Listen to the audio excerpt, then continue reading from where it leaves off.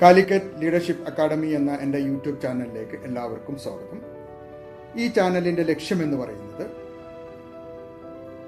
ഞാൻ എൻ്റെ ഔദ്യോഗിക വ്യക്തിപരമായ ജീവിതത്തിൽ വായിച്ചും പഠിച്ചും കേട്ടും കണ്ടും പ്രവർത്തിച്ചും അനുഭവിച്ചും സ്വായത്തമാക്കിയിട്ടുള്ള അനുഭവങ്ങൾ, പാഠങ്ങൾ മറ്റുള്ളവർക്ക് ഉപകാരപ്പെടുന്ന രീതിയിലേക്ക് രേഖപ്പെടുത്തി വെക്കുക എന്ന ലക്ഷ്യത്തിലാണ് ഈ ചാനൽ തുടങ്ങിയിട്ടുള്ളത്.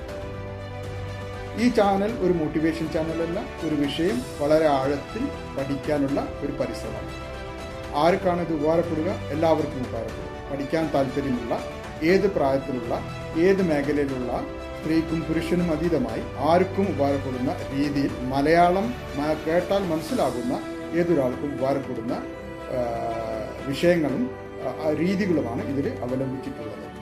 അപ്പം പ്രത്യേകമായ അടിസ്ഥാന യോഗ്യതകളോ മാനദണ്ഡങ്ങളോ ഒന്നുമില്ലാത്ത, എന്നാൽ മലയാളം പറഞ്ഞാൽ മനസ്സിലാകുന്ന ഏതൊരാൾക്കും കേട്ട് മനസ്സിലാക്കാവുന്ന രീതിയിലാണ് ഈ ചാനലിൽ കാര്യങ്ങൾ അവതരിപ്പിച്ചിട്ടുള്ളത്.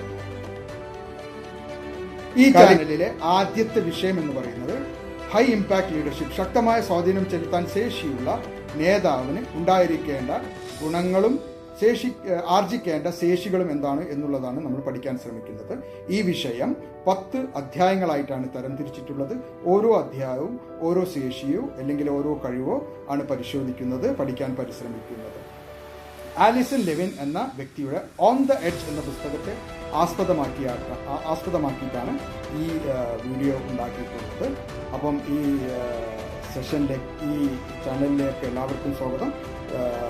ഓരോ അധ്യായവും അരമണിക്കൂറോളം ദൈർഘ്യമുള്ളതാണ്. അപ്പം എളുപ്പത്തിൽ അത് പഠിച്ച് തീർക്കണം, കണ്ടു തീർക്കണമെന്നുണ്ടെങ്കിൽ 1.2 സ്പീഡിൽ നിങ്ങൾ കണ്ടാൽ അത് പെട്ടെന്ന് തന്നെ പഠിച്ച് ഗ്രഹിക്കാവുന്നതാണ്. എല്ലാവർക്കും ഉപകാരപ്പെടും എന്നുള്ള ആത്മവിശ്വാസത്തോടു കൂടി ഈ ഹൈ ഇമ്പാക്ട് ലീഡർഷിപ്പ് എന്ന വിഷയത്തിലേക്ക് സ്വാഗതം.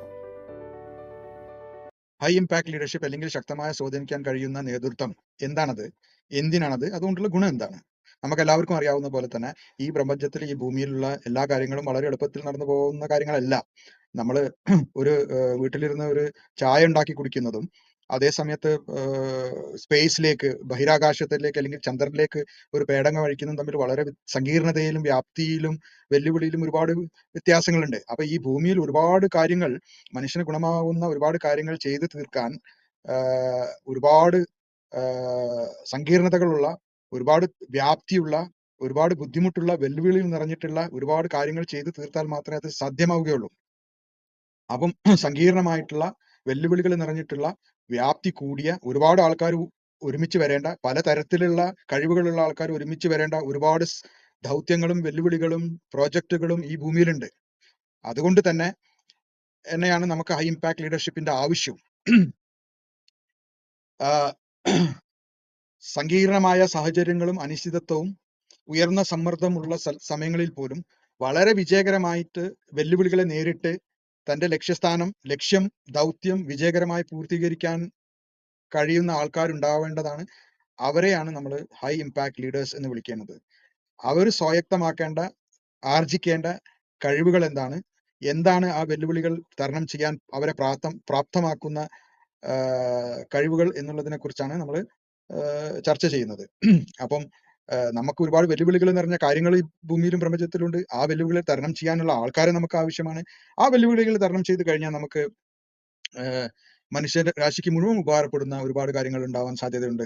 അപ്പൊ അതാണ് ബെനിഫിറ്റ്. അപ്പം നിങ്ങൾക്ക് അറിയാവുന്ന പോലെ ഒരുപാട് സങ്കീർണത നിറഞ്ഞ ഈ ലോകത്ത് ഏറ്റവും സങ്കീർണത നിറഞ്ഞ ഒരു വെല്ലുവിളിയാണ് സ്പേസിലേക്ക് അല്ലെങ്കിൽ ബഹിരാകാശത്ത് പോകുന്നതും ചന്ദ്രനിലേക്ക് പോകുന്നതും, അതുപോലെ ഒരു ഡിസാസ്റ്റർ ഉണ്ടാവുന്നതും, ഒരു പ്രകൃതി ദുരന്തം ഉണ്ടാകുന്നതും, അല്ലെങ്കിൽ ഒരു വാർ ഉണ്ടാകുന്നതും, അല്ലെങ്കിൽ ഒരു എല്ലാവർക്കും ഉപകാരപ്പെടുന്ന വളരെ സങ്കീർണത നിറഞ്ഞ മെഡിക്കൽ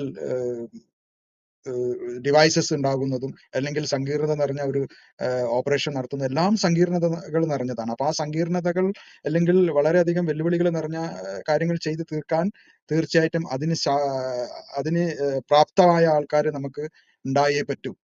അപ്പം വളരെ സങ്കീർണമായിട്ടുള്ള പ്രശ്നങ്ങൾ പരിഹരിക്കാൻ, സങ്കീർണമായിട്ടുള്ള കാര്യങ്ങൾ ചെയ്ത് തീർക്കാൻ ശേഷിയുള്ള ആൾക്കാർ വേണം. അപ്പോൾ ഒരു സങ്കീർണത നിറഞ്ഞ വളരെയധികം കോംപ്ലക്സ് ആയിട്ടുള്ള, വളരെയധികം ചാലഞ്ചിങ് ആയിട്ടുള്ള ഒരു ദൗത്യം അല്ലെങ്കിൽ ലക്ഷ്യം അല്ലെങ്കിൽ പ്രൊജക്ട് ചെയ്യണമെങ്കിൽ എന്തൊക്കെയാണ് ചെയ്യേണ്ടത് എന്നുള്ളത് നമുക്കൊന്ന് നോക്കാം.